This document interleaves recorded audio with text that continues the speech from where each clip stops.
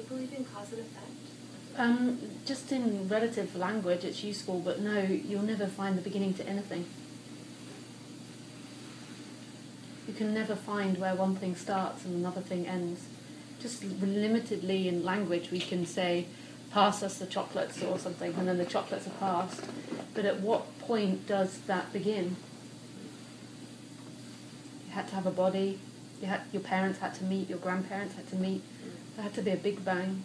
Ultimately, cause and effect is just a human invention to be able to use, well, to be able to communicate and produce things. It's never a reality, but we've got lost in that and believed it to be a reality. So the biggest thing that we really believe is my unhappiness is effect of you. Most of the time the biggest struggle in this dreamland of the character is the other. It's mostly, I once worked with this lady who had 3 kids. She had one, can you hear me at the back? Yes? She had one that was autistic and 2 that weren't autistic. And every time I talked with her, she only ever complained about her husband and the 2 other kids. And when I asked her about the 3rd kid and said, why do you never complain about this kid? She said, because he couldn't be any different. So she only ever mentally suffered over the kids that she imagined and the husband that could be different. So most of the time in cause and effect, we're looking at, you've caused my unhappiness, and I need to change you, and you need to change to make me more happy. Yeah. But this is such a narrow concept, cause and effect. And we suffer over an imagination. We suffer over, we made up the idea that this affects that, and then we suffer over that intensely as characters. This game of trying to change the environment. I'm not saying that the environment doesn't get changed, but this idea that we act independently from life, that you could possibly in a moment make an independent choice, where really your choice stems back all the way to the Big Bang, which is love. That's the love side of this. That your choice is an effect of who you truly are, and that's everything. Even in my limited language, I'm saying your choice is an effect. It's the way we speak. But your choice touches everything. For the only reason that you never will find the beginning or the end to anything. So in the flow of things, life is always reflecting back oneness. Even in the flow of things, because everything's circular.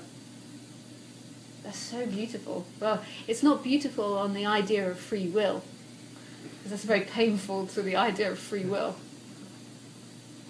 Relatively, the human seems to choose. Like it works in, I'm going to choose to drink my drink, or not now, but it works like that. But it's seeing that that's just the play of things, it's not the actuality. The true play of things is that everything is spontaneously appearing from nothingness or emptiness. And that in the world of the movement, it always flows, even though this isn't a result of movement, this is a result of stillness. This hasn't come from the past. It's always stillness, and in stillness, there's the appearance of movement.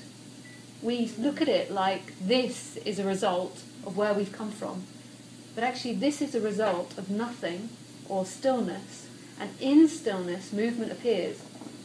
So the energy, this is just energy. This is energy constantly changing in stillness, giving the appearance that something happens. It's mind-blowing. It's really beautiful. And in the world of the movement, the way it has to go, because it's all one energy, is the energy is constantly changing from one thing to another to another.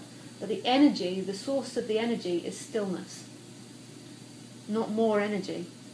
It's really beautiful. So the energy is always moving one thing to another, to another, to another. But the movement, seemingly, is a result of everything else, but it's actually a result of stillness. Beautiful. But that's quite full on. I'm like, dag, dag, dag. Hang on.